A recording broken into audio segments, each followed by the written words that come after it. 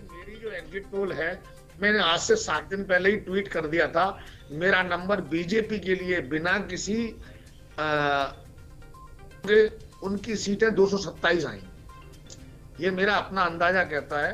और इसके अलावा सहयोगी दल भी 15, 20, 25 लाके लगभग 250 के पास बीजेपी और उनके सहयोगी दल बचेंगे। नहीं मनीष तो जी, ऐसा देखिए मुद्दे तो लगता है। आप हमारे साथ बहुत चर्चा करते थे। जब हम बोलते थे कि बेरोजगारी महंगाई मुद्दा है तो आप इस पर हाँ भरते थे अपनी। लेकिन लगता है ये मुद्दा जो है, इन सबसे ऊपर जो उत्तर प्रदेश की जनता के मन में मुद्दा था वो विकास का था। अगर ये अनुमान नतीजों में तब्दील होते हैं, अगर, तो वो विकास का था और विश्वास का था जो उन्होंने भारतीय जनता पार्टी पर दिखाया है। कानून व्यवस्था सबसे हाँ, कानून व्यवस्था बिल्कुल। हाँ, मेरे विचार से कहीं ना कहीं सबसे बड़ा मुद्दा तो धर्म और जाति ही रही इस बार के चुनावों में, क्योंकि जिस तरीके से मुसलमानों ने इकट्ठे होकर समाजवादी पार्टी को वोट दिया, कहीं ना कहीं हिंदुओं में ये फीलिंग रही कि अगर मुस्लिम एक हो सकते हैं तो हिंदू भी वोट एक हो सकता है। और इसलिए इस बार चूंकि भारतीय जनता पार्टी के कार्यकर्ताओं में बहुत जोश दिखाई नहीं दे रहा था, तो साइलेंट वोटिंग हुई है। और साइलेंट वोटिंग इस हिसाब से हुई है कि कैसे करके जीत भाजपा की सिक्योर हो। आपने देखा होगा इस बार सोशल मीडिया पर भारतीय जनता पार्टी के कार्यकर्ता बहुत एग्रेसिव नहीं थे, बल्कि समाजवादी पार्टी ज्यादा एग्रेसिव थी।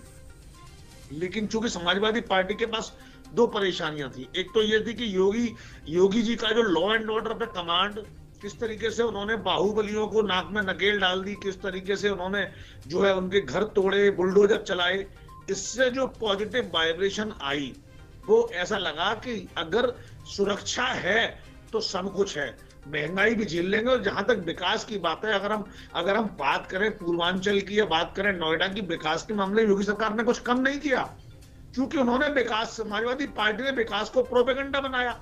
वरना आप देखिए पूर्वांचल में कितने, पूरे देश में, उत्तर प्रदेश में कितने तो मेडिकल कॉलेज खोल दी, कितनी सड़कें बन गई, नल से जल योजना पे काम हुआ। तो ऐसे नहीं है कि विकास और रोजगार पर काम नहीं हुआ। पर भारतीय जनता पार्टी बाबा विश्वनाथ कॉरिडोर और राम मंदिर को ज्यादा प्रोजेक्ट करती रही, और मुझे लगा ये उनका ठीक स्ट्रोक रहा, और उसमें वो कहीं ना कहीं समाजवादी पार्टी से ज्यादा बेहतर परफॉर्म कर पाई। तो ऐसे में हाँ। एक बात तो ये रही जाति की और धर्म की, और दूसरी बात जाति में जिस तरीके से संपूर्ण यादव समाज ने अखिलेश यादव को वोट दिया, उससे कहीं ना कहीं दूसरी जातियों के मन में भी ये भावना आई कि भाई ऐसा क्यों हो रहा है। अगर यादव सारे एक तरफ वोट करेंगे तो फिर कहीं ना कहीं ब्राह्मणों को छोड़कर ज्यादातर जातियों ने भारतीय जनता पार्टी को वोट देने में ठीक समझा। ब्राह्मण थोड़े से जरूर बिखरे, क्योंकि कुछ ब्राह्मण वोट समाजवादी पार्टी के नेता भी लेके गए, जो कि पूर्वांचल में उन्होंने एक दो बड़े बाहुबलियों को ले लिया। लेकिन जिस तरीके से मुख्तार अंसारी और आजम खान पर उन्होंने विश्वास जमाया, कहीं ना कहीं ये बात बीजेपी के लिए पॉजिटिव गई और समाजवादी पार्टी के नेगेटिव गई कि मुख्तार अंसारी के बेटे को टिकट दे रहे हैं, आजम खान को टिकट दे रहे हैं, आजम खान के बेटे को टिकट दे रहे हैं, नाहिद हसन को टिकट दे रहे हैं।